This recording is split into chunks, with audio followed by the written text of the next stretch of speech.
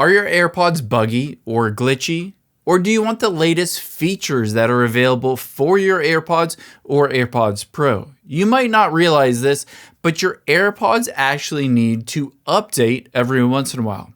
I'm going to show you exactly how to find out if they are updated, and if they're not, how to go through the process of updating it.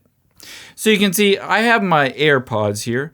The first thing I'm going to do is open the AirPods next to my iPhone or iPad. And from here, tap on the Settings app.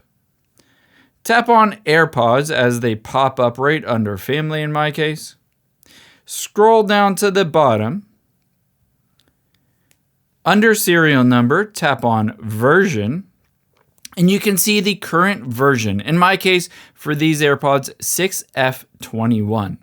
Now, if you're not necessarily sure what that means, and if that means they're updated, just tap on support.apple.com, and you'll be able to see there are different firmware versions depending on which AirPods you have. Now, in my case, I have AirPods Pro 1, so mine is fully updated. If you find that yours are not fully updated, it's pretty easy to do so. What you're going to do is your AirPods, you are going to plug them in so they're currently charged. After you've plugged them in, you're going to set them next to your iPhone and open it up so that you connect your AirPods to your iPhone. And after you've done that, it should pop up with your AirPods on here. And then just leave it for about 30 minutes as long as your iPhone is connected to Wi-Fi. So again, your AirPods needs to be plugged in and charging.